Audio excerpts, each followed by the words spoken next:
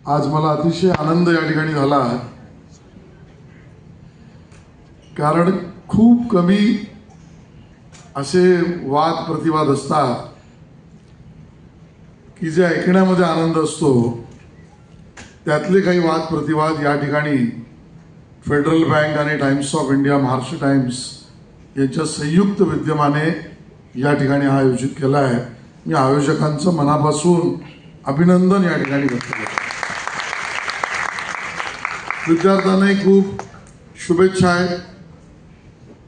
Price किती हा महत्वाचा विषय नाही, पारितोषिक हा महत्वाचा विषय नसून ज्या पद्धतीने आपण सगळ्यांनी या वादविवादावर संपूर्ण अभ्यास करून आपली मतं मांडली,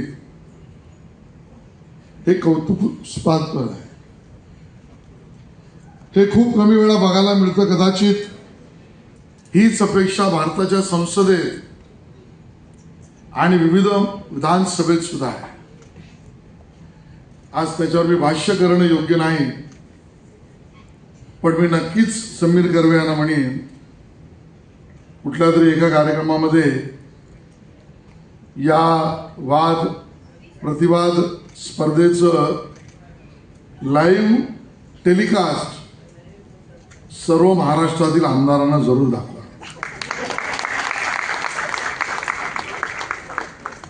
त्याचा उपयोग होईल. खऱ्या अर्थाने speak for India, strength of India. कारण आपल्या लोकशाही परंपरेमध्ये बोलणं आणि बोललेलं ऐकणं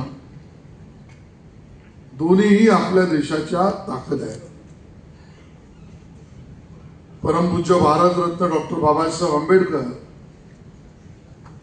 यांनी संविधान समितीचा अध्यक्ष म्हणून केलेलं काम हे यासाठी अतुलनीय आहे, कारण ते प्रतिक्रियात्मक नाहीये. माझी कल्पना आणि अपेक्षा विद्यार्थ्यांकडून हीच आहे की परमपूज्य भारतरत्न डॉक्टर बाबासाहेब आंबेडकरांचं आयुष्य आणि कार्य हे यासाठी समजून घ्यावं लागेल, कारण आपल्या संविधानामध्ये निर्मितीच्या समितीचे अध्यक्ष असताना त्यांनी केलेलं काम आपल्याला सगळ्यांना आज प्रत्यक्षात दिसतं, ज्यामध्ये मला पूर्ण स्वातंत्र्य आणि स्वातंत्र्याच्या मर्यादांचे स्पष्टीकरण आहे. पण या अधिकार आणि कर्तव्याची मोठ बांधताना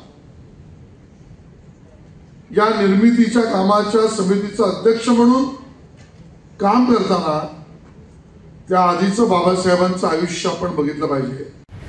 लहानपणापासून विदेशात शिकून आंदोलन करून संसदेत पोहोचेपर्यंत हे एका अर्थाने त्यांच्या व्यक्तिगत जीवनामध्ये, सामाजिक जीवनामध्ये, राजकीय जीवनामध्ये त्यांना बोलणी, टोचणी, शिवाशाप आणि अतिशय दुर्दैवी वागणूक त्या काळात झालेली दिसते. आणि अशा पार्श्वभूमीवर येणारा व्यक्ती, एक नेता, हा ज्यावेळेला संविधान निर्माण करतो त्यावेळेला सर्वसाधारणतः दुसरा माणूस असेल तर आजपर्यंतच्या माझ्या झालेल्या अनुभवाच्या आधारावर तो प्रतिक्रियात्मक होईल. पण बाबासाहेबांनी त्या झालेल्या आपल्यावरच्या, समाजावरच्या घटनांवरना प्रतिक्रियात्मक न होता त्याला वैधानिक स्वरूप देऊन दुसऱ्याचं ऐकलं पाहिजे ही प्रगल्भता दिली. मला वाटतं म्हणून ज्या वेळेला आपण बोलतो आणि बोलणारे सगळे आहोत, त्या सगळ्यांनी स्वतःच्या मनाशी पहिली एक चाचणी केली पाहिजे, ती म्हणजे आपण दुसऱ्याचं ऐकायला तयार आहोत का. आजच्या समाज व्यवस्थेमध्ये आणि सोशल मीडिया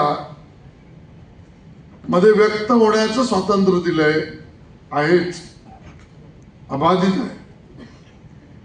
पण मग माझ्या म्हणण्यावर दुसऱ्याने काही म्हटलं, ट्रोल वाईट असेल, आहेच, पण त्याच्यानंतर आपल्याला काय वाटतं, इथेच दडलेली आहे ती प्रगल्भतेची चाचणी. आणि माझ्या दृष्टीने महाराष्ट्र टाइम्सचा हा कार्यक्रम, जसं मी म्हटलं, स्पीक फॉर इंडिया नसून स्ट्रेंथ ऑफ इंडिया आहे, तसं येणाऱ्या पिढीमधली प्रगल्भता वाढवणार आहे.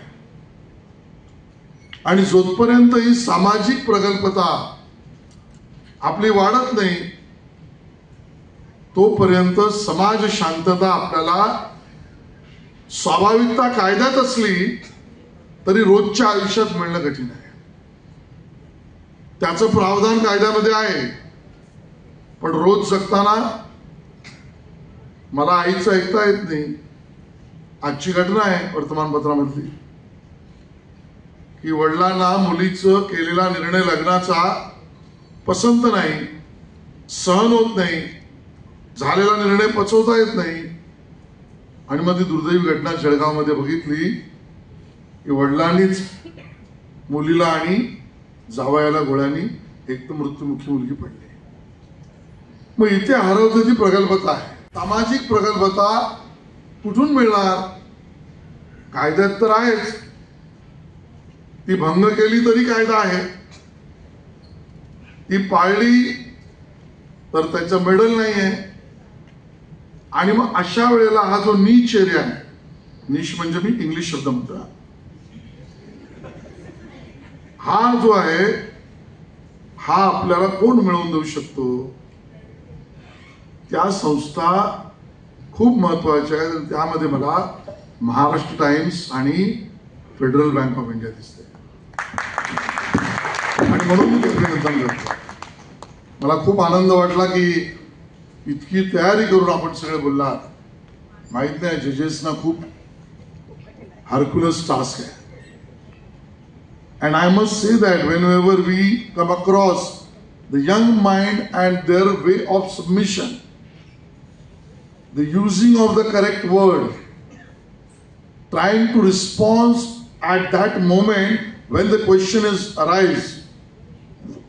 arose rather, at that particular time when we respectively give the submission, there is something we need to find that this young mind needs to develop for the protection of the democracy. आणि म्हणून आजचा कार्यक्रम मी सगळ्यांचं अभिनंदन करून याचं पुन्हा थेट प्रक्षेपण सर्व जनप्रतिनिधींना दाखवण्याचं निवेदन करून आपल्या सगळ्यांना शुभेच्छा देतो आणि थांबतो. जय हिंद, जय महाराष्ट्र.